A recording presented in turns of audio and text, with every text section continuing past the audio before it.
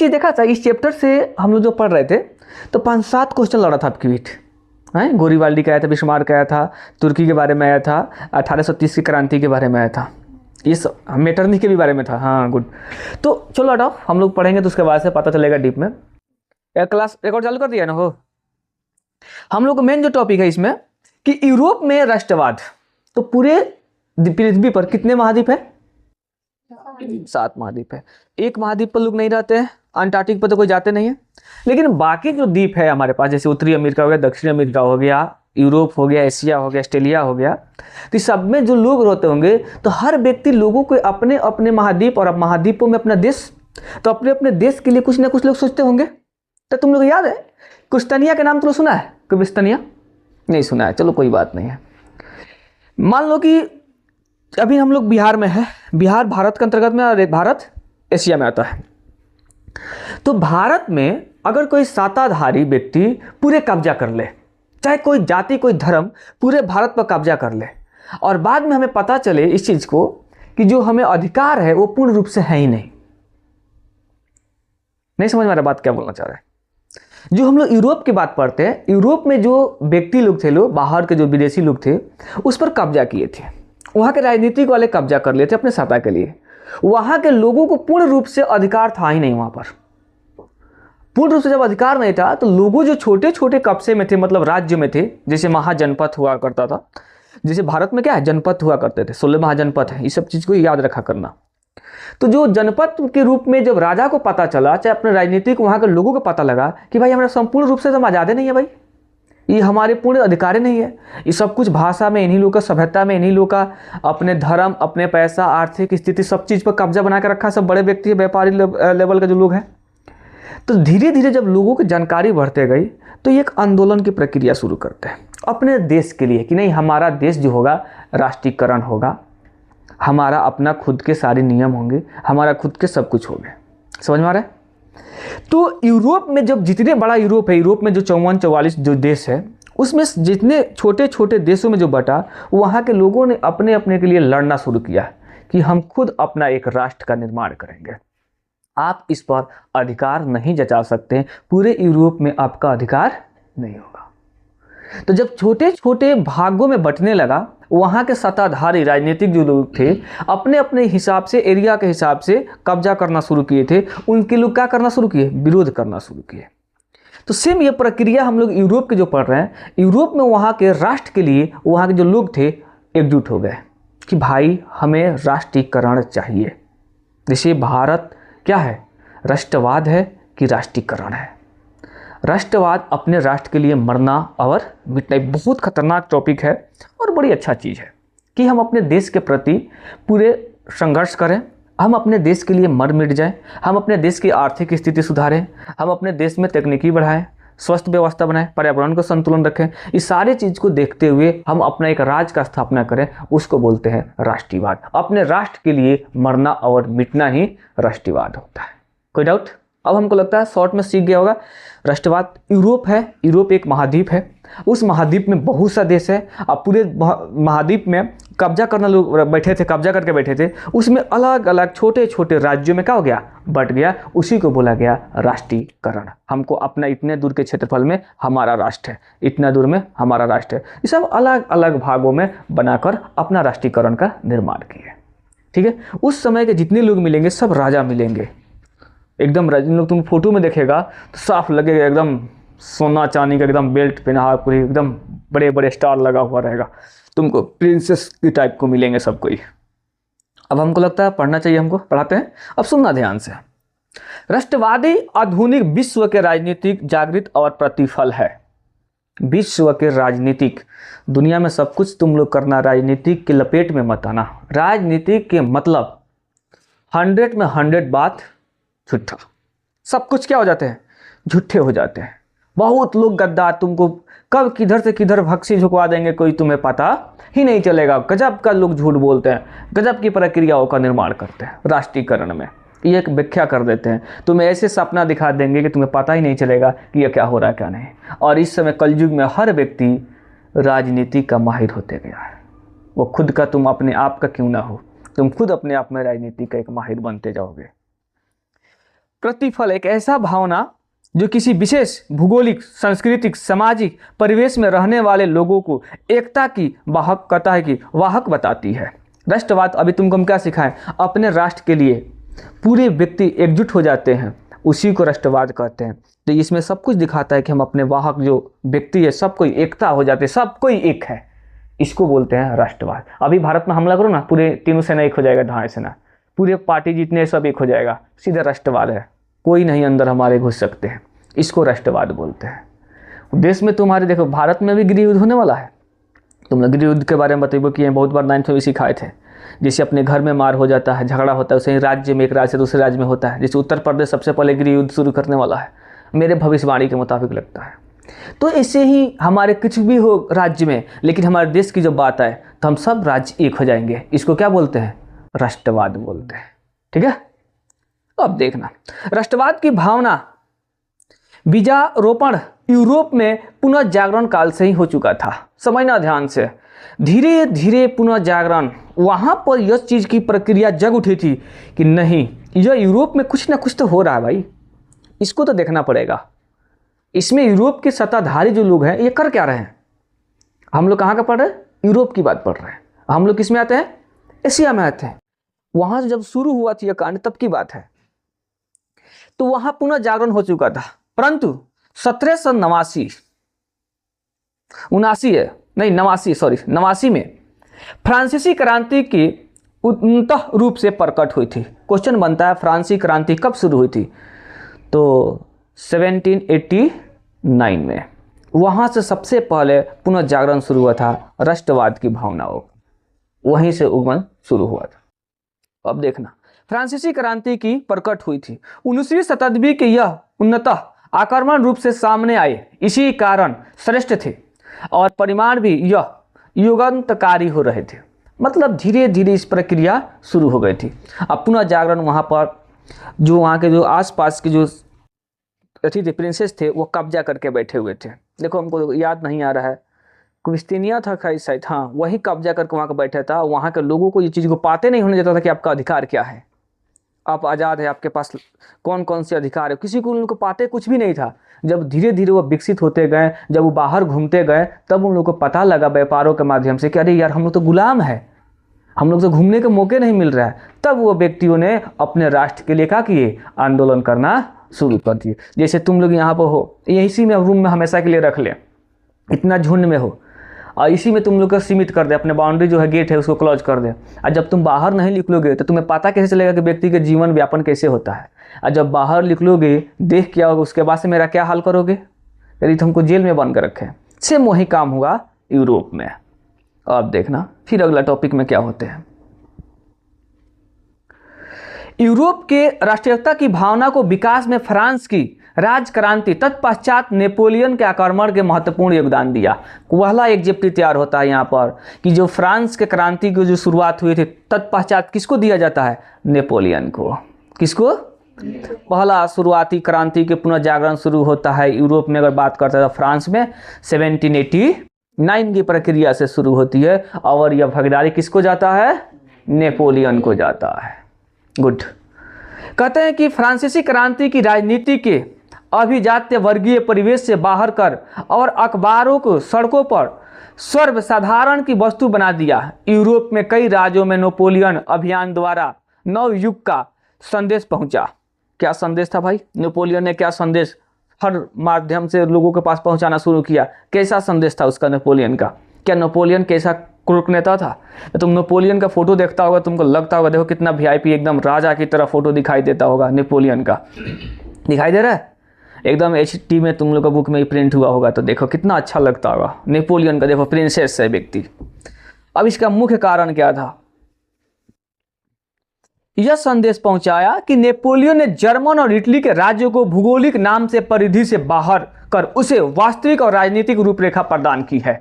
समझ रहे हो, नेपोलियन ने यह चीज को बताया, क्या बताया कि भाई जर्मन और इटली राज्य को भौगोलिक नाम से परिधि से क्या कर दिया, बाहर कर दिया। और इसे क्या बताया, वास्तविक राजनीतिक रूपरेखा प्रदान की, जिसके इटली और जर्मन को एकीकरण का मार्ग प्रशस्त हुआ।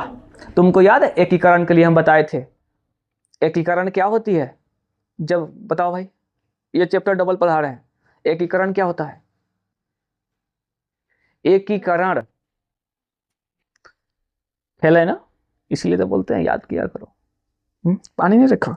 एकीकरण के बारे में बताओ क्या होता है?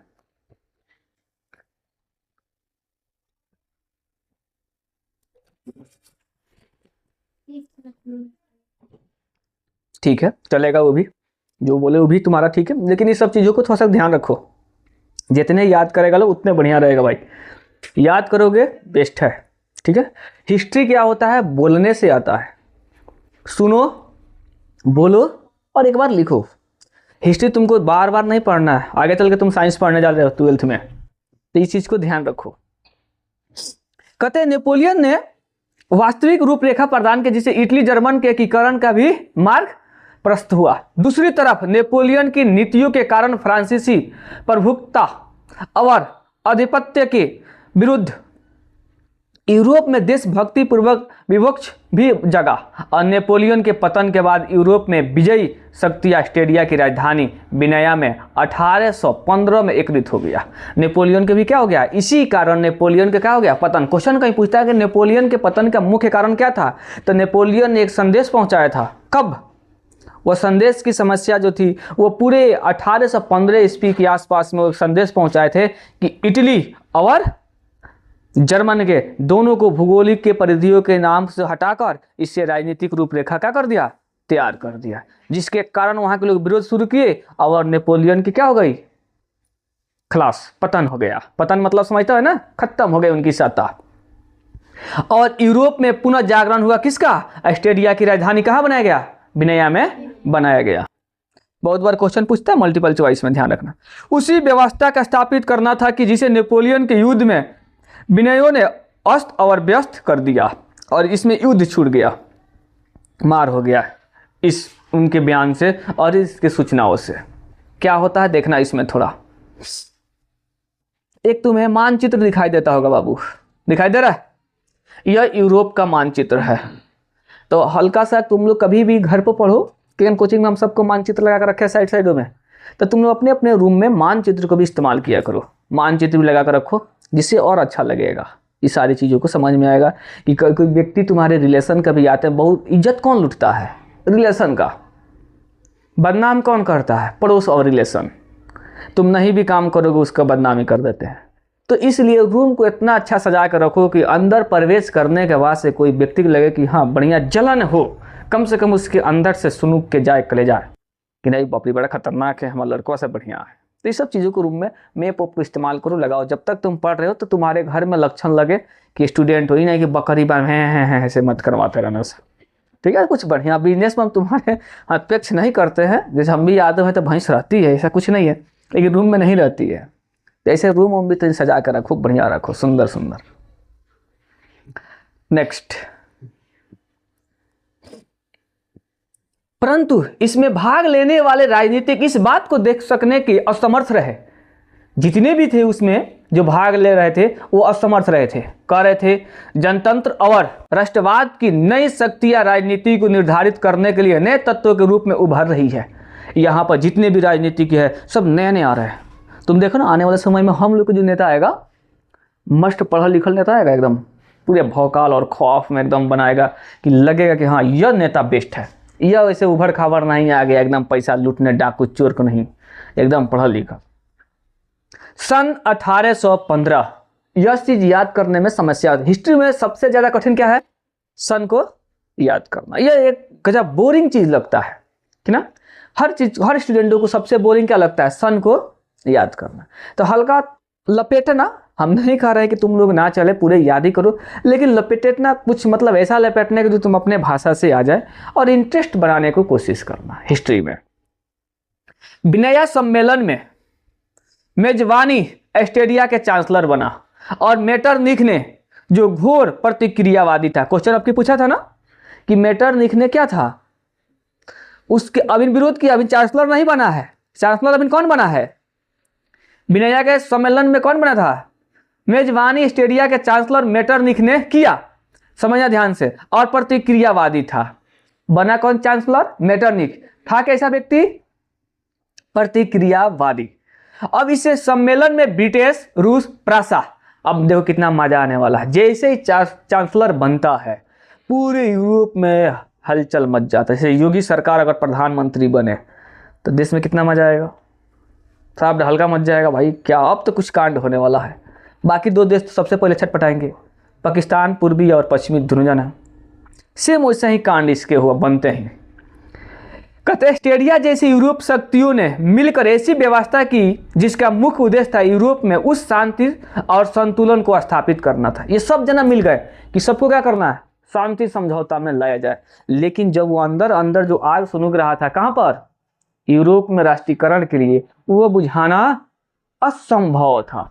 जैसे अभी तुम्हारे अंदर खून खौल उठे कि पूरे के पूरे यहाँ पर भैंसही के पंचायत अधिकारी को बेमत देना है, भगा देना है, विधायकों को मार कर रख देना है, तो किसी के बस का है? अभी इसमें तुम लोग बैठा बेमतने का शुरू कर दो हम ही को, तो हम क्या कर सकते हैं? कुछ कर सकते हैं? भागना ही पड़ेगा जान बचा के। सेम ऐसा ही कांड, लेकिन स्थापित करने के लिए यह प्रक्रिया हम बहुत कोशिश करेंगे कि नहीं शांति समझौता को बनाए। सेम वैसे ही मेटरनिख के साथ कौन आते हैं, जो ब्रिटेन, रूस, प्रासा, ऑस्ट्रेलिया जैसी बड़ी शक्तिशाली जो देश थी, यह क्या चाहते थे, यूरोप में शांति हो जाए। लेकिन यह प्रक्रिया होने वाले नहीं था, यह एकदम आग बबूला हो चुका था। देखना मेटरनिख का तस्वीर कितने खतरनाक दिखाई देते होंगे, दिखाई दे रहा है साफ। स्मार्ट कितना है व्यक्ति, एकदम प्रिंसेस है व्यक्ति, राजा है सब। यह इस समय के राजनीतिक वाले को देख लो, उस समय वाले को देखो, सब पढ़ा लिखल था। इस समय तो अनपढ़ है, सब गधा है। काजे ना मैट्रिक पास है सब कि नहीं पास है, कोई हाँ कुछ है, सब नहीं है। बाकी कुछ तो पढ़ा लिखल है, बाकी सब पढ़ लो है, मैट्रिको पास होगा तो डिग्री खरीद लिया होगा। हाँ कुछ पढ़ा लिखल है जो कि बढ़िया एजुकेट है, जो अच्छे अच्छे आदमी को हालत खराब कर दे। लेकिन बाकी सबको तो, अगर आधा से बेसी नेतन के पूछा जाए यूरोप की कांड के बारे में ये क्या है, तो हमको लगता है उन लोग कुछ रामे रहीम नहीं पता होगा, राष्ट्रीयकरण नहीं पता होगा, एकीकरण क्या होता है, तो क्या बताएंगे लोग। जिसे नेपोलियन के युद्ध के समाप्त कर दिया था। मेटरनिख ने नेपोलियन जो युद्ध छोड़ा था, वो युद्ध को क्या खत्म हो गया, मेटरनिख के आते ही वो युद्ध खत्म। और गणतंत्र की, प्रजातंत्र ने फ्रांस की क्रांति को देन थी। गणतंत्र और प्रजातंत्र क्या होता है, गणतंत्र मतलब हम लोग स्वतंत्र और गणतंत्र दोनों है ना, हमारी अपना संविधान है, हमारी जनगणना होती है, हमारी काउंटिंग होती है, गणतंत्र भी है। और हम इंडिपेंडेंस है, पूरे भारत में कहीं भी घूम सकते हैं, तो हम स्वतंत्र भी हैं। यह दोनों प्रक्रिया वहां पर क्या हो गई, शुरू हो गई। इसके विरोध करना, पुरान व्यवस्था पुनः स्थापना करना मेटरनिख व्यवस्था का उद्देश्य था। ले भाई लगा पुतौना इसके अंदर। और मेटरनिख क्या शुरू करता है, इसका विरोध करना व्यवस्था को उद्देश्य था। अतः विनय क्या था, विनय क्या था, ऑस्ट्रेलिया का राजधानी, याद रखा कर भाई। इस सम्मेलन के माध्यम में यूरोप में नेपोलियन युग का क्या हो गया, अंत हो गया। इसी सम्मेलन में किसका अंत हुआ, किसका युग शुरुआत हुआ, मेटरनिख का। नेपोलियन का युग अंत हुआ और मेटरनिख का युग की शुरुआत हुई। क्वेश्चन पूछता है कि मेटरनिख का युग की शुरुआत कब हुई, तो 1815 ईस्वी में जो नेपोलियन का युग था वह खत्म हुआ और इसी का युग का शुरुआत हुई। जिस समय से एक सम्मेलन में उनके जो भी थे इटली और जर्मन एकीकरण के जो विरोध में वो क्या बोलते हैं भौगोलिक मानचित्र से अलग किए थे, उसी के विरोध वहाँ पर शुरू हुआ था। इसमें युद्ध आया था। इसका मुख्य रूप से जब से मेटरनिख आते हैं उनके युद्ध की समाप्ति होती है और मेटरनिख का युग क्या बोलते हैं, युग शुरुआत होती है। कोई डाउट?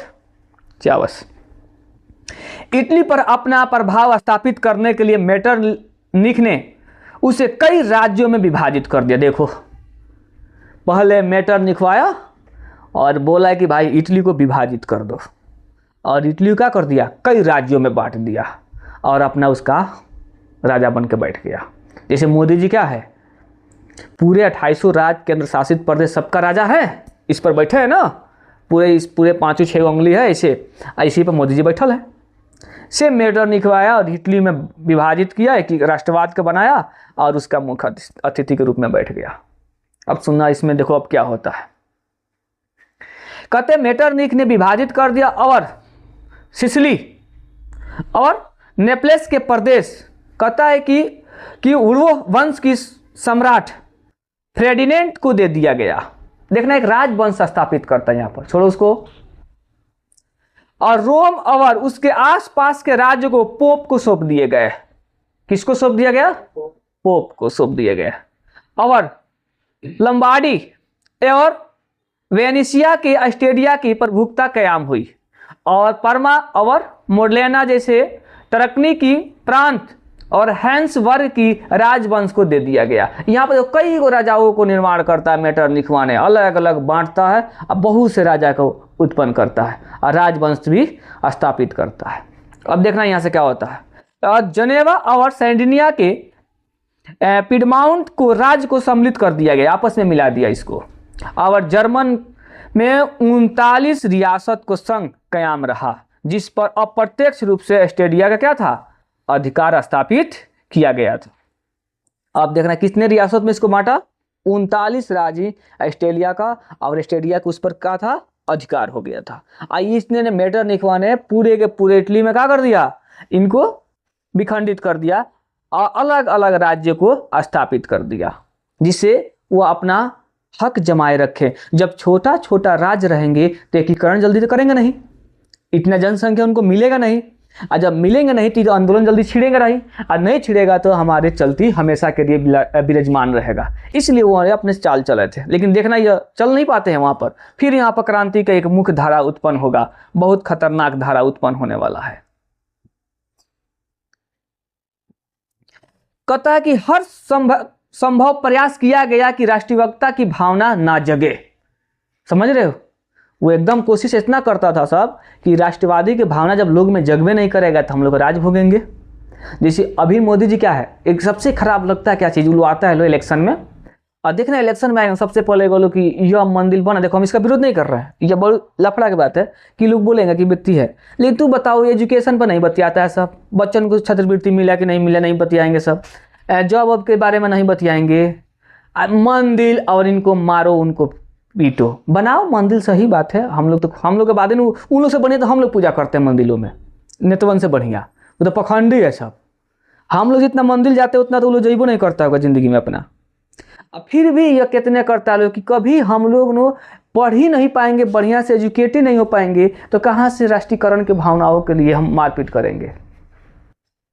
ये सब चीज़ सीखो, ये चीज़ जानो। देखो ये आज के नहीं, ये राजनीति कितने गंदा व्यक्ति है, इतने खराब यह चीज़ है कि देखो उस समय यूरोप में भी उतना धनिक राजा रहते हुए भी अपने धाक जमाने के लिए राष्ट्र को बांट दिया। सब खुलेआम लिखा है कि नहीं बुक में, हिस्ट्री गलत नहीं होता है, ये सब ओरिजिनल हुआ हुआ कांड है, ये सब अपने लेखक नहीं सबको लिखते हैं। देखो अब क्या कहते हैं इस पर।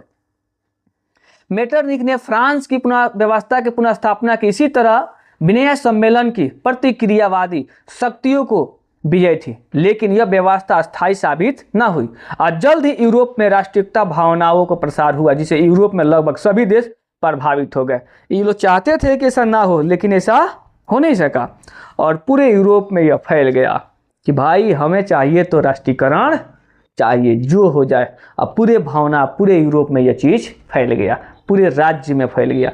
नहीं, ऐसा कुछ होने वाला नहीं है। फ्रांस में विन्यास व्यवस्था को कहता है कि तरह क्रांति के पूर्ण व्यवस्था को स्थापित करने के लिए कहता है कि वो राजवंश की पुनः स्थापित किया, एक राजवंश का स्थापना करते हैं। और उस राजवंश का स्थापना में लुई 18वां फ्रांस का राजा बनाया गया। क्वेश्चन ध्यान रखना, कौन बना? लुई 18वां वहाँ के क्या बनते हैं? राजा बना। उसने फ्रांस की कहता है कि बदलती हुई परिस्थितियों को समझा और फ्रांसीसी जनता को कहता है कि पुरातनपंथी व्यवस्था को थोपने का प्रयास नहीं किया। उसने क्या किया? उसने प्रतिक्रियावादी सुधारवादी शक्तियों के मध्य और सामंजस्य और स्थापित करने के प्रयास किया और इसी उद्देश्य में 2 जून 1814 ईस्वी में सम्राट की ओर से संवैधानिक घोषणा पत्र जारी किए गए कि 1848 तक फ्रांस में चलते रहे और चार्ल्स 10 के शासनकाल में से कुछ परिवर्तन किए गए, परंतु इसका परिमाण 1830 की क्रांति के रूप में सामने देखने को आया था। देखो कौन सी राजा कौन सी चाल चलता है यार। उसमें एक राष्ट्रीयकरण बनाने के लिए यूरोप में कितना नीचे गिर जाता है राजनीतिक, इसका कोई सीमा नहीं है। अब देखना फिर इसके स्थापित में क्या करता है सब। जब कहानी शुरू होता है जुलाई 1800 1830 की, बहुत बार ये क्वेश्चन पूछता है 1830 की क्रांति की व्याख्या करें। तब तुम जानोगे तब न करोगे व्याख्या कि 1830 में हुआ क्या था भाई उस समय।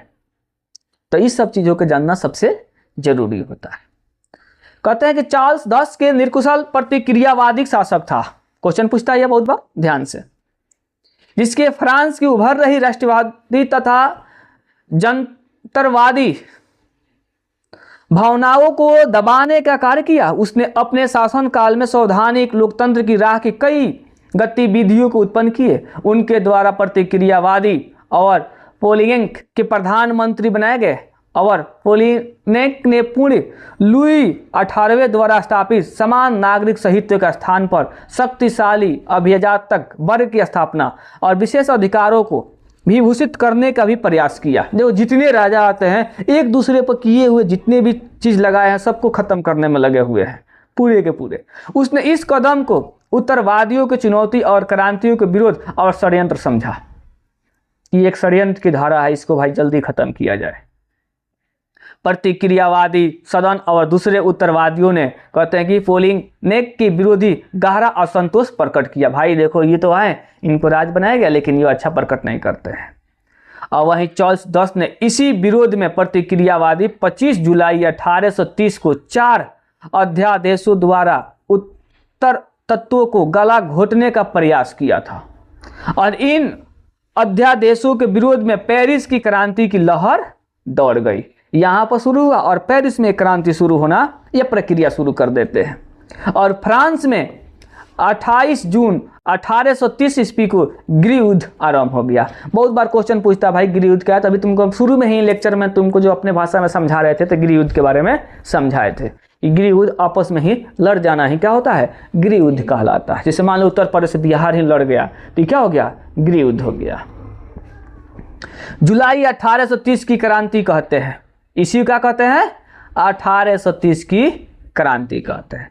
तो शॉर्ट भाषा में कैसे तुम बनाओगे, जितने भी 1830 की क्रांति जिसमें से चार्ल्स एक निरकुशल प्रतिक्रियावादी शासक था जो फ्रांस में उभर रहे राष्ट्रवादी को और जनहितवादी को भावनाओं को जो क्या किए थे, दबाने का प्रयास कर रहे थे।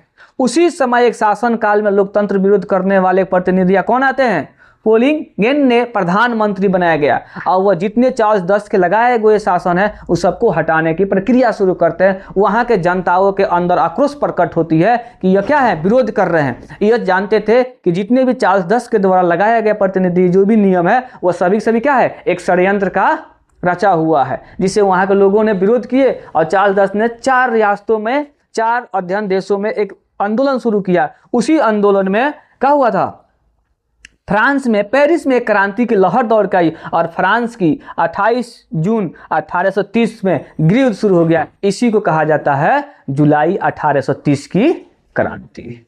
अब हमको लगता है समझ में आ गया होगा। चलो अपने भाषा में इसको जितने बनाने की कोशिश करोगे उतना ही अच्छा रहेगा।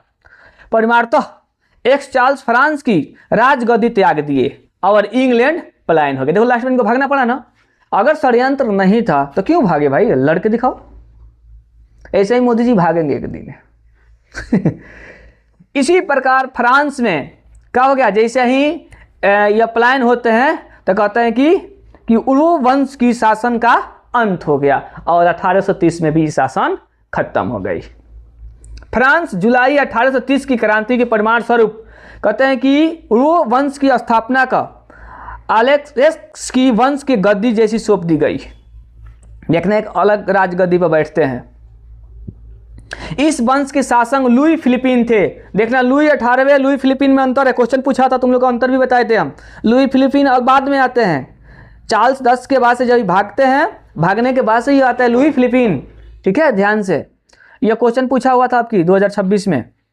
लुई फिलिपिन उत्तरवादियों पत्रकारों द्वारा पेरिस की जनता के समर्थन में सत्ता प्राप्त की और एतम उसकी नीति उत्तरवादियों के पक्ष में तथा संवैधानिक और गणतंत्र का निर्मित रहा। यहाँ लोगों के माध्यम से यह व्यक्ति बनते हैं और तब यह गद्दी पर बैठते हैं। अब आता है 1830 की क्रांति की प्रभाव क्या पड़ा। क्रांति तो शुरू हो गया लेकिन इससे पूरे प्रभाव किस तरह से पड़ा था भाई।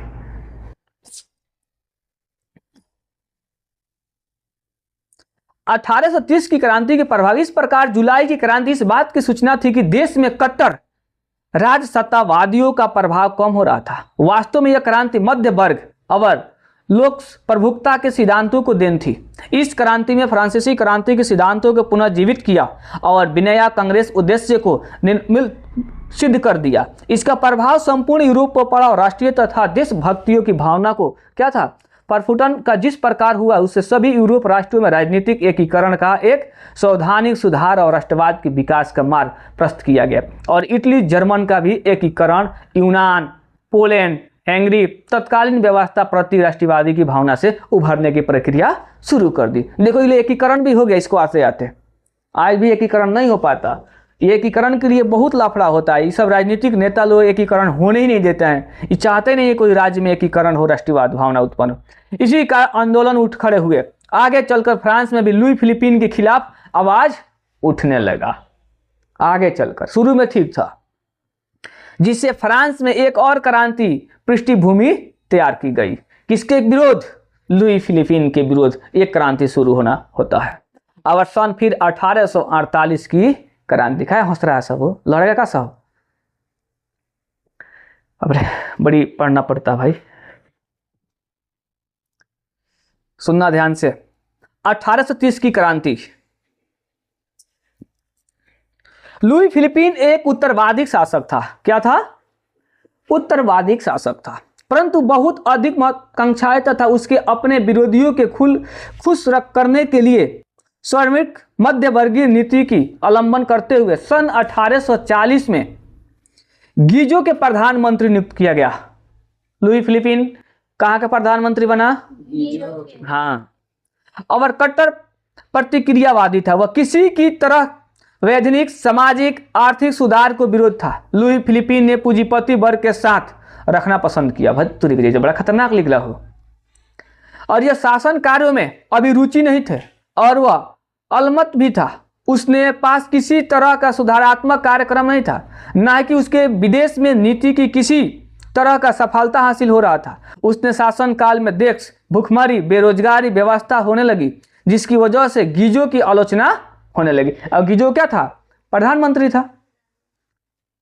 सुधारकारियों ने 22 फरवरी 1848 ईस्वी में पेरिस के क्रियस के नृत्य में एक विशाल भोज का आयोजन किया। देखना एक युद्ध शुरू होता है यहाँ पर।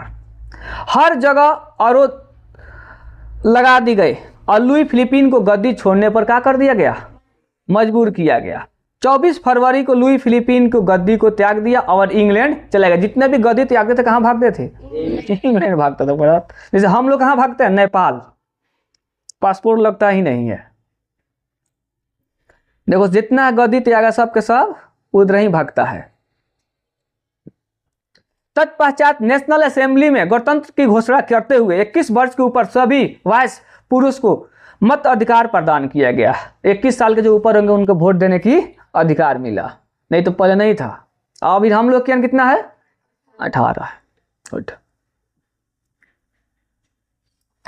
कहते हैं कि अधिकार की गारंटी दी गई। गणतंत्रवादियों के नेता माउंटिंग, सुधारवादियों नेता लुई कहते हैं कि ब्लावा था, जो शीघ्र ही दोनों मतभेद आरंभ हो गया और लुई नेपोलियन फ्रांस का सम्राट बना। ये देख लेना, लुई है, खाली नेपोलियन नहीं है। इसी क्रांति में सिर्फ फ्रांस की पुनर्स्थापना अंत में किया गया, बल्कि इटली और जर्मन ऑस्ट्रेलिया और highlands, Switzerland, Denmark, Spain, Poland, Ireland और इंग्लैंड इसी क्रांति की प्रभावित हुई। और इटली जर्मन के उत्तरवादियों ने बढ़ते हुए जन असंतोष को फायदा उठाया और राष्ट्रीय एकीकरण द्वारा राष्ट्र के राज्य की स्थापना की मांगों को आगे बढ़ाने की प्रक्रिया शुरू की। संवैधानिक लोकतंत्र के सिद्धांत पर भी क्या होने लगा? आधारित होने लगा। देखो कितने राजनेता आते हैं और तख्ता पलट होती है, फिर वहाँ के लोगों को एकीकरण की प्रक्रिया होती है। अब ऐसे पढ़ेंगे हम लोग छोटे छोटे राज्य जो रियासत अपने एकीकरण किया, जैसे इटली का एकीकरण नेक्स्ट वीडियो में। ठीक है, कुछ समझ में आया? स्टॉप करो वीडियो।